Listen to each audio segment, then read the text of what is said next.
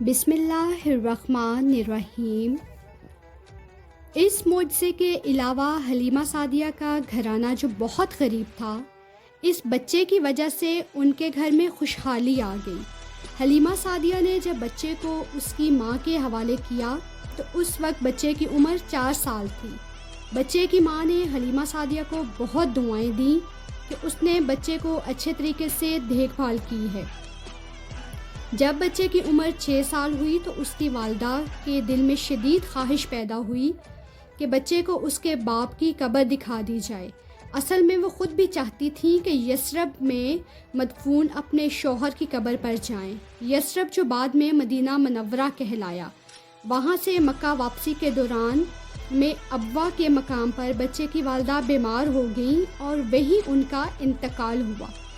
عبداللہ نے ابھی اتنا کہا ہی تھا کہ سردار کے منہ سے بے اختیار نکلا، بیچارہ معصوم بچہ۔ پیدائش سے پہلے باپ کا سایہ سر سے اٹھ گیا اور صرف 6 سال کی عمر میں ماں بھی اس دنیا سے چلی گئی۔ یہی نہیں بلکہ وہ بچہ ماں کے خادمہ ام ایمن کے ساتھ واپس مکہ پہنچا تو ابھی اس بچے کی عمر 8 برس اور 2 مہینے اور 10 دن ہوئی تھی کہ دل و جان سے پیار کرنے والے دادا کا بھی انتقال ہو گیا۔ عبداللہ نے بتایا، پھر کیا ہوا؟ ماں اور دادا کے اس دنیا سے چلے جانے کے بعد بچے کو کس نے پالا؟ شاکو نے افسوس بھرے لہجے میں پوچھا۔ ماں اور دادا کے بعد چچا ابو طالب نے اس بچے کو بہت اچھے طریقے سے پالنا شروع کیا۔ مکہ کے لوگ اپنے بچوں کو سخت جان بنانے اور آئندہ کی سختیوں اور مشکلات کو برداشت کرنے کی تربیت دینے کے لیے انہیں مکہ کے گرد و نواح میں بکریاں چرانے کے لیے بھیج دیا کرتے تھے۔ گھاس پھوس چرنے والے تمام جانوروں میں سے سب سے چالاک اور پھرتیلا جانور بکری ہے۔ ہمارے ہاں بکری کے متعلق مشہور ہے کہ اگر کوئی غم، فکر اور پریشانی نہ ہو تو بکری پال لو۔ اس کا مطلب یہ ہے کہ بکری ایک پل میں یہاں اور ایک پل میں کہیں دوسری جگہ ہوتی ہے، اس لیے بکریاں پالنا بہت مشکل اور مشقت والا کام ہوتا ہے۔ چچا ابو طالب نے بچے کی تربیت کے لیے اسی طریقے کو اپنایا تاکہ آنے والے دنوں میں ان کا پیارا بھتیجا ہر قسم کے گرم سرد اور مشکل حالات کو ثابت قدمی سے برداشت کر سکے۔ کیا اس بچے کے ساتھ بچپن میں کوئی انوکھا واقعہ پیش آیا؟ راکو نے پوچھا۔ ابو طالب تجارت کے لیے شام جایا کرتے تھے۔ اس مرتبہ جانے لگے تو بچے کی جدائی کا غم ستانے لگا۔ انہوں نے بچے کو ساتھ لے جانے کا فیصلہ کیا۔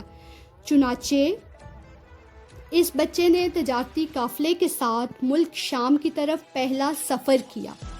شہر بصرہ میں عیسائیوں کے پادری بحیرہ نے قافلے میں اس بچے کو دیکھا تو اسے بازو سے پکڑ لیا اور بولا، یہ دنیا کے سردار ہیں، انہیں اللہ نے تمام جہانوں کے لیے رحمت بنا کر بھیجا ہے۔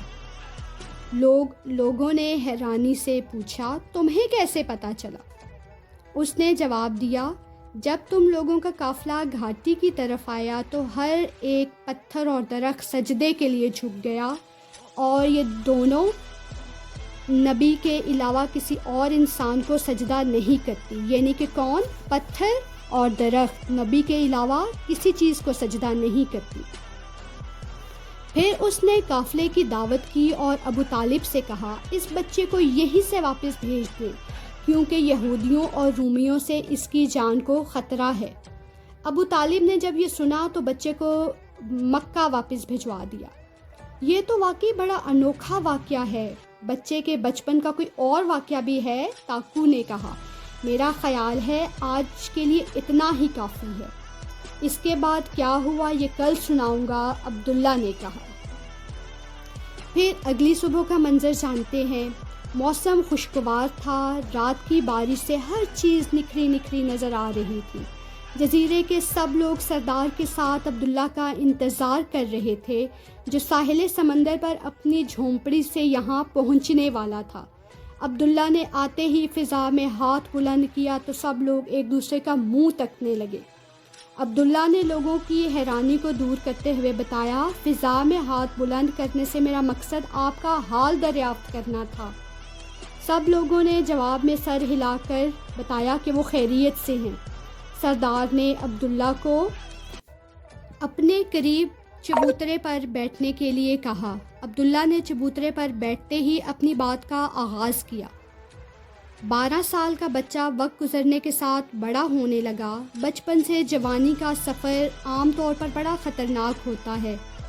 مکہ شہر کا ماحول ایسا تھا کہ ہر فرد کے لیے گناہ اور برائی کے دروازے کھلے ہوئے تھے۔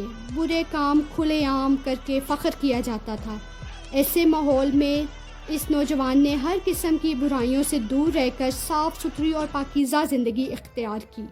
مصیبت زدہ کی مدد کرنا، ہر حال میں سچ بولنا، وعدے کو ہر قیمت پر پورا کرنا، سب کی خیر خواہی چاہنا اور ہر اچھے کام میں دوسروں کے ساتھ تعاون کرنا اس نوجوان کا معمول بن گیا۔ جہاں کہیں ایسا موقع نظر آتا جس میں مظلوم بےکس افراد کی مدد کے لیے آواز بلند کی جا رہی ہے، یہ اس میں شریک ہو جاتا۔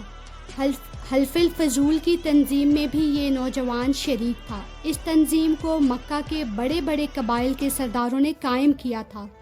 اس کا مقصد یہ تھا کہ قبائل کو آپس میں لڑنے سے روکا جائے، کمزور لوگوں کو ظالموں کے ظلم سے بچایا جائے۔ اس